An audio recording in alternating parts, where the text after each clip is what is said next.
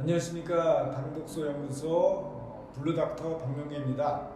오늘은 제가 임플란트를 이제 많은 분들이 또 하려고 하는데 걱정하시는 분들이 계시죠. 제 주변에 이제 치과 의사분들이 많이 있는데 저한테 하소연하는 것 중에 하나가 있어요. 진짜 당뇨 환자가 오면 임플란트 할 때에 가장 걱정이 되고 힘들다. 이 뼈가 너무 많이 망가져 있고 그 다음에 재생이 잘 안 돼요. 뭐 아시겠지만 당뇨에 걸리면 상처가 나면 잘 안 아물죠. 그렇듯이 이 당뇨 환자한테서 가장 큰 단점이 뭐냐면 재생이 안 되는 거예요. 그러니까 임플란트가 제대로 돼서 자리를 못 잡게 돼서 실패하는 경우가 많게 되고, 그러다 보니까 돈은 돈대로 들고 서로 힘들어지는 거죠. 치과 선생님들이 저한테 어떻게 하면 좋겠냐라고 거꾸로 문의가 와서 이 오늘 영상을 보시게 되면 깔끔하게 해결이 될 수 있지 않을까, 그렇게 생각을 합니다. 시작하기 전에 좋아요, 구독 부탁드립니다. 진짜 임플란트가 사실 치과 가는 게 가장 두렵죠. 근데 그걸 또 발치를 하고 나서 거기에 정말 새로운 그 일을 거기다가 정말 고정을 시켜서 해야 되는데 그게 제대로 되는 게 쉽지 않죠. 정말 우리 치아는 특히 나이 드신 분들한테서는 어마어마하게 중요한 역할을 합니다. 이 치아가 이게 문제가 생기면 뭐 통증부터 시작해서 우리가 이 먹는 거라든가 이런 모든 문제, 의식주 문제에서 아주 상당히 중요한 역할을 차지하기 때문에 그래서 나이가 드시면 대부분 많은 분들이 이제 임플란트를 할 수밖에 없는데, 그때 정말 이 어떻게 하면 임플란트를 가장 완벽하게 잘 이렇게 정착이 돼서 10년, 20년 이렇게 오래 쓸 수 있는 그런 방법을 좀 찾아야 되는데, 거기에 좀 도움이 됐으면 하는 마음에서 좀 준비를 해봤습니다. 이거는 예전에도 한번 제가 그 유튜브에서 소개를 드렸었는데 그때는 그냥 질환하고의 당독소 관점이었다면, 오늘은 임플란트 관점에서 이거를 새롭게 좀 해석해서 설명을 드리려고 합니다.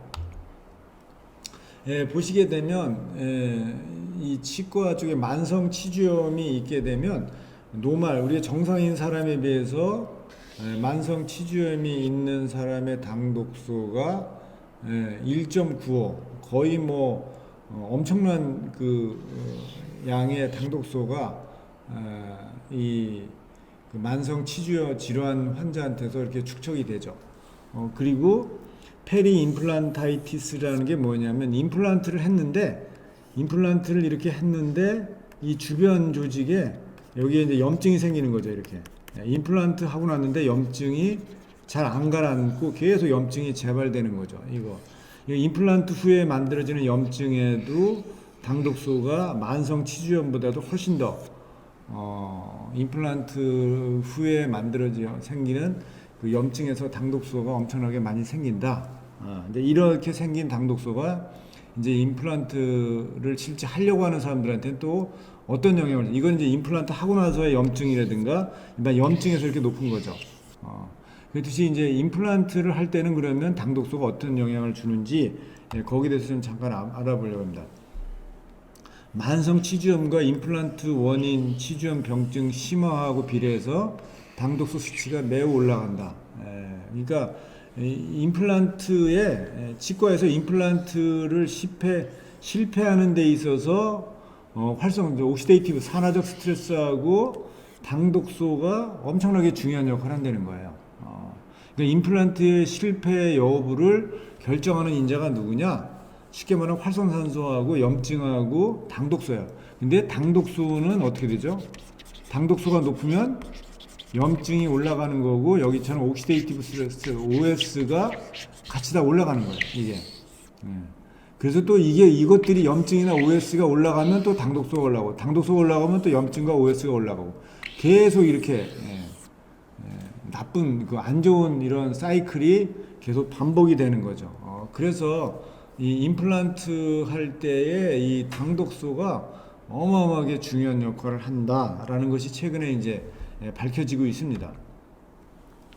그래서 이 당독소가 그러면 왜 우리 이 잇몸에서 치주에 이렇게 당독소가 많이 만들어지냐, 언제 만들어지느냐? 그 잇몸에 있는 세균이 있어요, 세균. 여기 테메렐라 포스티아라고 하는 TF 세균, 이 잇몸 세균이 당독소를 엄청나게 많이 만들어요. 이게 보시면 당독소를 엄청나게 많이 만들죠. 정상인 배지에 비해서 당독소를 많이 만드는 균이다. 그러니까 잇몸 세균이 당독소를 많이 만드는 세균이다. 그러니까 이 잇몸에 균이 있으면 당독소는 자연스럽게 많이 만들어지게 되고, 그러면 염증 세포가 많아지게 되고, 그러면 이제 잇몸이 약해지고, 그러면 치주 질환이 오게 되고, 그러면 치조골도 망가지게 되고, 이런 악순환들이 오게 되는 거죠. 그래서 특히 이제 당독소 중에서도 당독소 원인 물질이 이 잇몸에 있는 조직의 콜라겐을 망가뜨려. 콜라겐에 당독소가 이렇게 득지 붙어가지고 콜라겐을 약화시키고, 쉽게 말하면 잇몸이 녹아내리게 만들어요.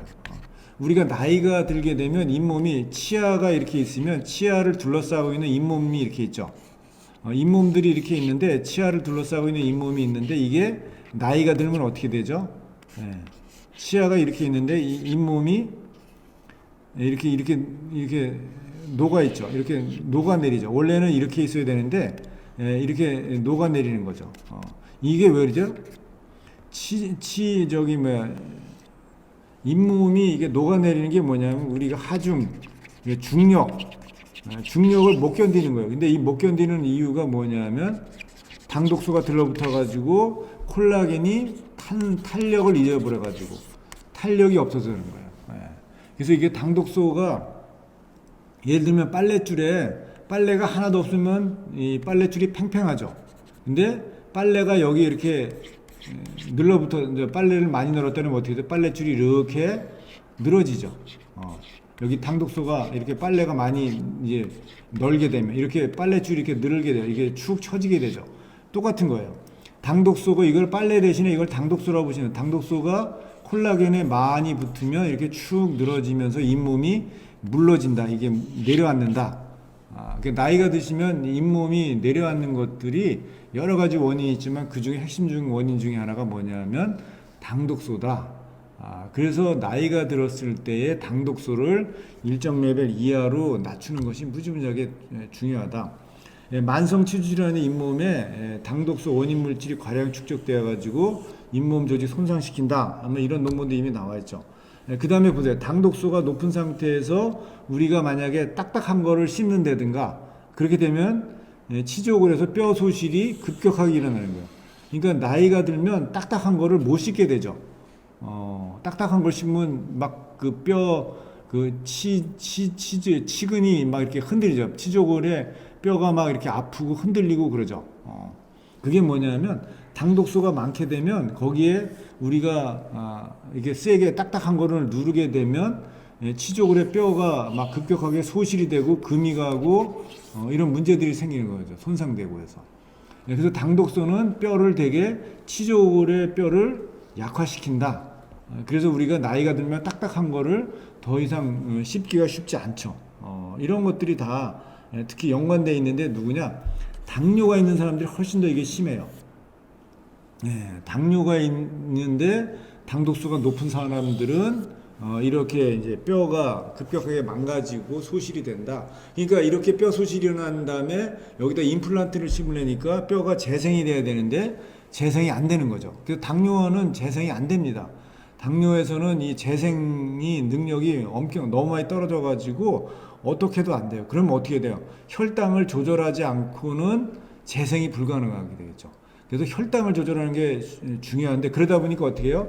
치과에서 당뇨 환자들은 어떻게 해요? 내과를 일단 보내죠. 내과에서 혈당 조절하게 하고 와서 하는데, 혈당만 조절한다고 이게 되느냐? 그게 안 되는 이유가 뭐죠? 이미 당독소가 많이 쌓여 있으면은 혈당 조절만 가지고 이게 안 돼요. 그럼 어떻게 됩니까? 당독소까지 같이 줄여줘야 돼요. 줄여주지 않고 혈당만 줄여가지고 안 돼요. 그 혈당도 그렇다고 효과적으로 잘 줄어드냐? 그것도 사실 쉽지 않죠. 이미 뭐 혈당이 잘 줄어들었다면 당독소라든가 염증이라든가 이런 것들이 잘 안 생겨야 되는데 실제 그렇지가 않거든요. 그래서 치주 질환이 오래되면 오래될수록 당독소가 점점점 많이 늘어난다. 그래서 실제 보시면 보세요. 이 건강한 사람하고 당뇨에 걸린 사람인데 당뇨에 초기에 걸렸다가 4달 지나고 9달 지났어요. 9달 지났을 때에 당독소가 치주지 이 세포 속에서 얼마나 늘어나냐. 당독소가 건강할 때는 77이었어요. 77이었는데 당뇨가 이제 오고 난 다음에 측정했죠. 그랬더니 얼마나 4달 후에 얼마였죠? 당독소가 120으로 늘어났어요. 120. 그 다음에 9달 만에 255로 늘어났어요. 예, 엄청나게 많이 늘어났죠. 예, 거의 3배에서 4배 정도 늘어났죠. 3배에서 4배 정도. 예, 이렇게 당독소가 엄청나게 많이 늘어나게 되면 이런 상태에서는 어떤 시도를 해도 어렵다. 치조골이 임플란트가 제대로 심어지고 이렇게 고정되지가 못한다. 이런 이제 문제들이 발생하는 거죠. 그런데 이형 당뇨가 있으면서 만성 치주염 환자 같은 경우는 치은 열구액의 당독소 레벨이 매우 높다. 그러니까 당뇨가 있으면서 아니면 자가 면역 질환이 있거나 나이가 너무 많이 드셨거나 하는 분들이 임플란트 하면 임플란트 효율이 잘 안 나올 수밖에 없는데 그 이유는 당독소가 높기 때문에 그렇다. 그래서 당독소가 높은 사람들은 반드시 해결을 하면서 임플란트를 하지 않으면 하는 본인도 엄청 고생하게 되고 그거를 하는 의사도 치과 선생님도 상당히 고생하게 되고 서로가 고생하고 힘들어진다. 그죠? 그래서 이게 실제 임상을 해보니까 보세요. 2형 당뇨가 있고 만성 치주 질환이 있는 사람, 2형 당뇨가 있으면 만성 치주 질환이 있는 사람들이 당독소 값이 얼마냐면 521이에요. 521이었는데 당뇨는 없는데 만성 치주염은 있어요. 당뇨는 없고 만성 치주염은 있어요. 여기는 당뇨도 있고 만성 치주염도 있는데 여기는 당뇨는 아닌데 만성 치주염 환자야. 그랬을 때 값이 얼마예요? 당독소 값이 234. 당뇨 환자의 약 2배 조금 더 덜 되죠. 203 엄청 높죠. 근데 당뇨도 없고 치주 질환도 없어요. 당뇨도 없고 치주 질환도 없는 사람은 얼마예요? 여기 치은 열구액의 당독소가 87밖에 안 돼요. 이게 얼마예요? 이게 지금 90이라고 치더라도 95, 45 5배 정도 높죠. 5배. 5배 이상이 높은 거죠. 그러니까 이렇게 당뇨하고 그 다음에 치주 질환 염증하고는 이게 복합됐을 때 그 중에 하나만 있을 때도 엄청나게 당독소가 올라간다. 그래서 이런 상태에서는 임플란트가 불가능하다. 임플란트 해도 서로 고생이고 제대로 임플란트가 자리도 못 잡고 자리 잡은 것 같지만 조금 음식을 먹고 뭐 조금 딱딱한 거라든가 이런 것들이 만약에 들어가게 되면 바로 원위치 되고 임플란트가 흔들리고 이럴 가능성이 되게 높다. 이렇게 보시면 돼요. 그래서 저희가 그거를 정말 임플란트를 하기 전에 몸을 만들어야 돼요. 몸을 만든다는 게 뭐냐면 잇몸을 만들고 치조골의 상태를 제대로 증식하고 재생될 수 있도록 이 시스템을 만들어야 돼요. 근데 임플란트 할 때 우리가 병원에서 이런 분들한테 잘 안 되니까 뭐세요? BMP2라고 하는 뼈 성장 인자를 써요. BMP2라고 하는 뼈 성장 인자를 쓰는데 임플란트를 이제 치조골에 임플란트를 딱 심고 거기다가 BMP2를 같이 섞어서 주죠. 그러면 얘가 BMP2는 뭐냐면 뼈를 빨리 재생하는 거거든요. 근데 당뇨가 있고 당독소가 이렇게 높고 그러면 이 BMP2가 전혀 제 효과를 발휘를 못해요. 그리고 이 뼈가 증식하고 성장을 해야 되는데 뼈 성장할 때는 뭐가 필요하죠? 아연이 절대적으로 필요해요. 근데 이런 것들이 제대로 우리는 뼈가 성장할 때 칼슘이 필요하다고 생각하는데 칼슘보다 훨씬 더 중요한 게 뭐냐면 아연이에요. 아연 같은 것들이 뼈를 성장하고 증식시키는데 핵심적인 역할을 합니다. 근데 이런 것들이 사실은 잘 몰라요. 의사 선생님도 모르고 뭐 아는 분들이 별로 없죠. 예, 저희는 이런 거를 이제 병원하고 약국하고 이미 워낙 일들을 많이 하면서 어떤 게 중요한 건지, 그래서 저희 그 회사 제품을 드시면 임플란트를 하기로 원래 날짜까지 다 잡았다가도 취소하고 그냥 임플란트 안 하고 정상적으로 이렇게 잇몸이 이가 제대로 이렇게 정착되는 경우도 상당히 많이 있어요. 그래서 이런 거를 반드시 봐야 되시는 분들은 누구냐? 무조건이에요. 당뇨 환자는. 그 다음에 당독소가 높으신 분들도 무조건이죠. 그 다음에 염증 수치가 높으신 분, 특히 이런 자가면역질환이라든가 이런 질환들이 있어서 그런 분들은 염증 수치가 높아요. 뭐 류마티스라든가 뭐 이런 자가면역질환이면 염증 수치가 높으신 분들, 그 다음에 나이가 정말 많으신 분들, 그 다음에 또 내가 상처가 잘 안 난다. 이런 분들은 임플란트를 할 때에 제대로 된 결과를 갖기가 상당히 어렵다. 그래서 그런 분들은 어떻게 되냐? 당독소를 늦추는 시기를 하고 난 다음에 임플란트를 해야 돼요.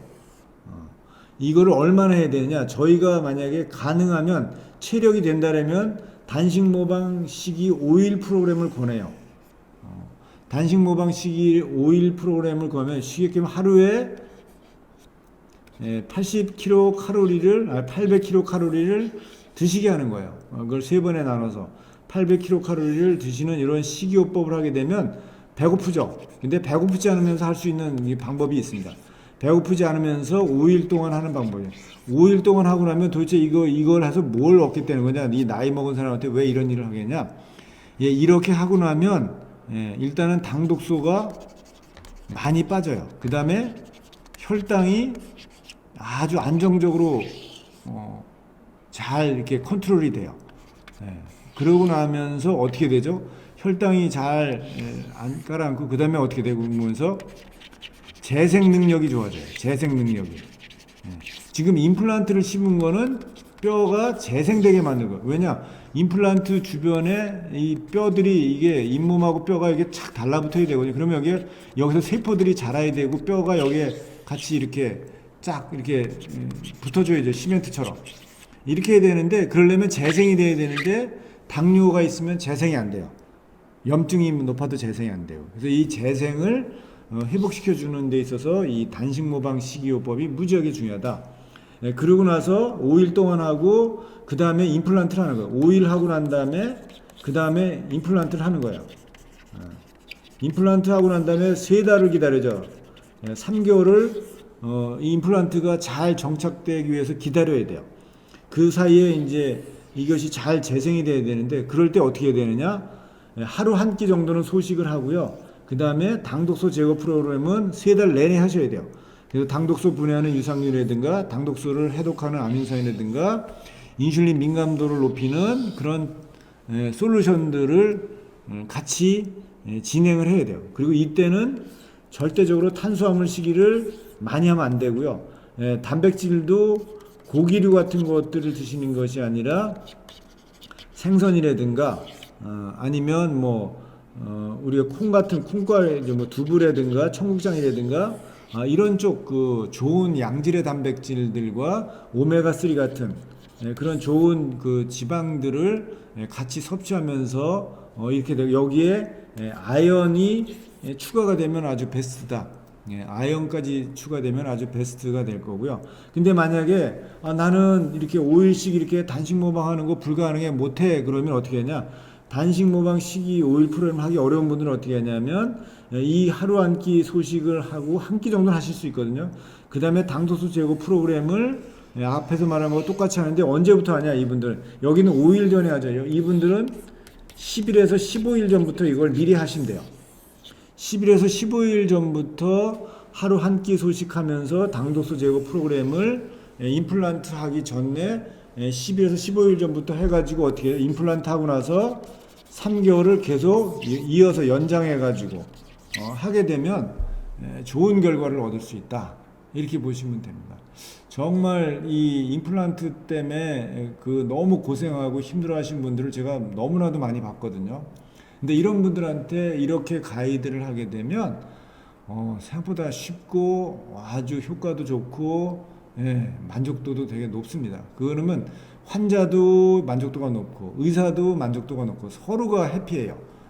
그래서 제가 이 부분을 꼭 좀 권해드리고 싶고 이 부분을 좀 상담을 받고 싶다. 그러면 저희 그 정혜원 약사님들하고 상담하시면 훨씬 더 잘하실 수 있다. 이렇게 생각합니다. 이것들을 좀 잘 하시면 정말 임플란트한테 고생하지 않고 좋은 결과를 얻을 수 있지 않을까 이제 그렇게 생각을 합니다. 네, 이 영상을 보시면 아마 부모님이 떠올 수도 있고 뭐 여러 이제 사람들이 그 관련돼서 이게 정말 필요한 분들이 떠오르실 수 있는데 그분들한테 이 영상을 꼭 보라고 추천해 주시면 더 좋지 않을까 생각합니다. 정말 이 방법이 별로 많지 않습니다. 근데 이 방법이 정말 저희가 도움이 될 수 있는 좋은 솔루션이기 때문에 저도 적극적으로 추천을 드리고 싶습니다. 조태꾸알 감사합니다.